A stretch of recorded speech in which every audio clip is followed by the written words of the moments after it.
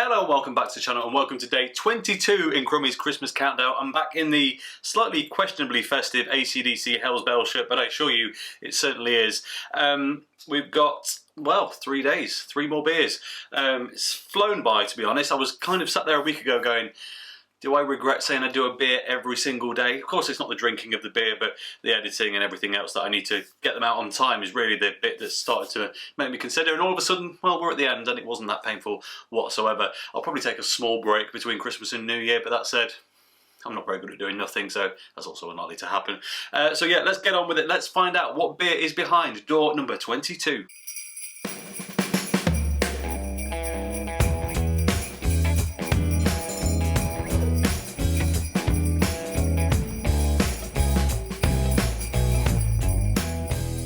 Does it look familiar? After yesterday's video where I had the base version of this beer and said it was okay but I wanted a bit more and I really wish I'd bought some of their other Christmas beers, well, I did. This is Brew York's A Nightmare of Brew York, which is kind of a play on the Nightmare Before Christmas, Fairy Tale of New York thing. Basically this is an imperial version with a slightly different flavour profile. So this comes in at a whopping 9.8% and is described as a peanut, pecan, maple and vanilla imperial milk stout. I mean, if I don't like this, they can do no right, to be honest, because this sounds absolutely right up my street. No messing around then, let's get straight into it. Here is a quick look at the can. Very similar to yesterday's. If it will focus for me, there we go. Slightly different colourway, and if you notice on the arrangement there, the snowman appears to be a bit bloodied, and we seem to have a festive Grim Reaper for some reason. It's an interesting take, kind of a halfway house between a Halloween and a Christmas beer, this one. Loads of info on the back as usual, and yeah, let's get into it.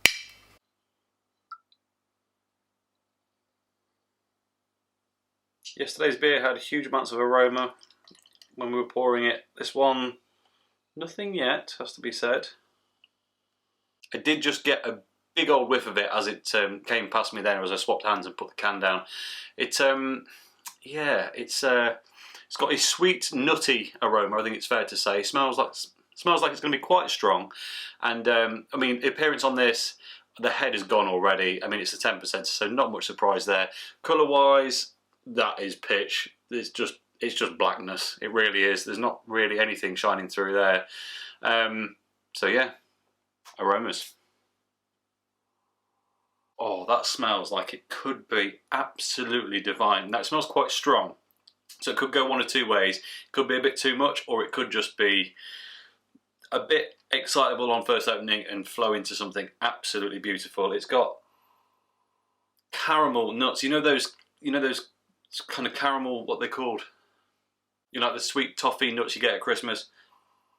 Huge wafts of that.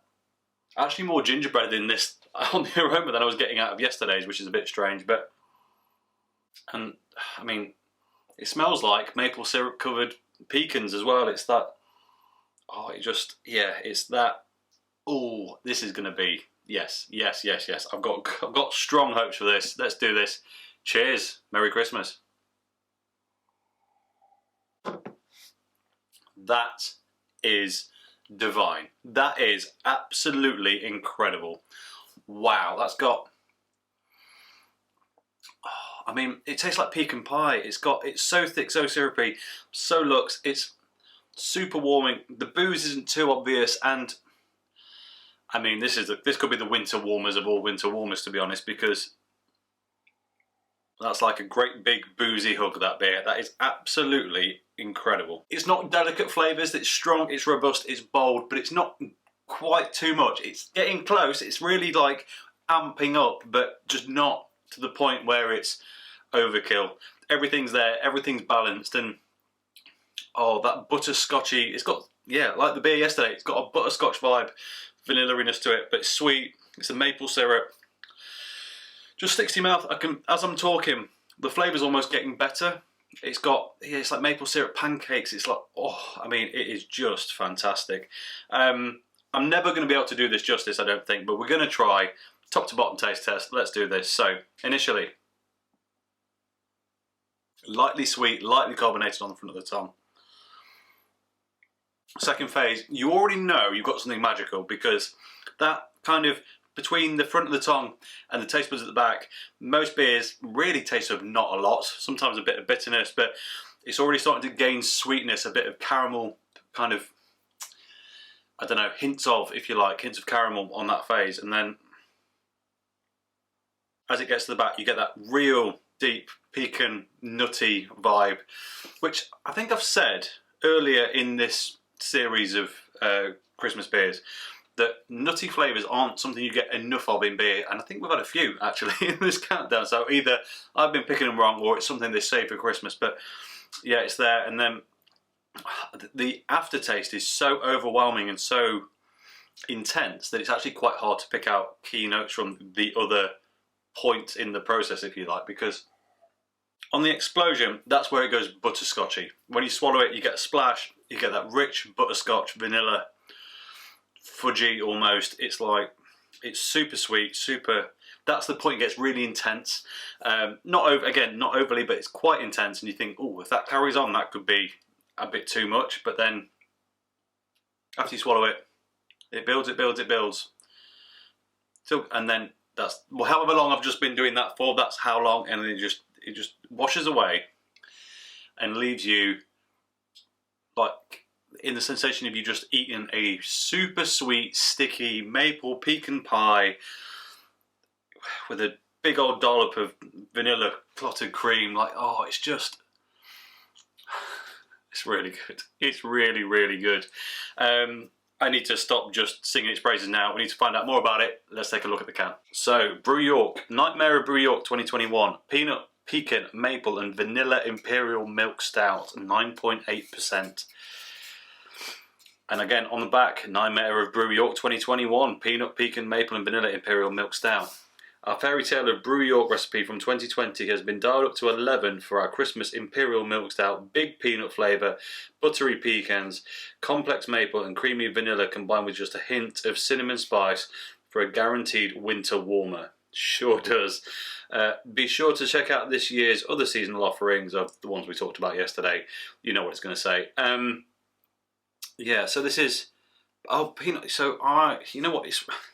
I kept going back and forth going, oh, it tastes like peanuts. No, it tastes like pecans. And I was, yeah, a bit like, it's both. It's both. I skipped that in my mind for some reason. The malts used in this are pale, Crystal 150, torrefied barley, Carafa 3, malted oats, honey malt, ooh, Special B, Crystal 400 and chocolate. And they have rated it 4 out of 5 nuts. As you know, right now, Brew York have an arbitrary rating system for all of their beers. And they've gone with nuts for this one, as you can see there. 4 out of 5 on the nut rating. Ingredients are barley, oats, wheat, lactose, honey, hops, vanilla, cinnamon and yeast. I mean, it's fantastic. It really is. It's sweet, it's malty. It says it's got 1 down on the mouthfeel. I think that's about right. It's got very good mouthfeel. It's not the thickest, but it is very good. A little bit fruity, a little bit bitter, not very hoppy. I mean, this is how you sell me beer, guys. Honestly, that is just fantastic. That is right on my street. It's very sweet. It's not something you're going to want a lot of. If I get a chance to buy this again, especially maybe at a slight discount post-Christmas, yeah, I'm going to do it because it is absolutely blinded. It's fantastic. So 4.2 UK units in this can. Wow. Yeah, I'm blown away. It's what I wanted kind of the other one to be. What I'd really like from Brew York or anyone else who does this kind of thing. That one yesterday had loads of flavour, but it felt like they'd spent so long getting the flavour in, they'd kind of forgotten about the body and that kind of part of the beer. This, they've gone all in. It's super strong, super looks, quite pricey probably. I did buy this, but I can't remember now how much I paid for it. It was probably 5 or 6 quid a can. And it's absolutely worth it, by the way, don't get me wrong.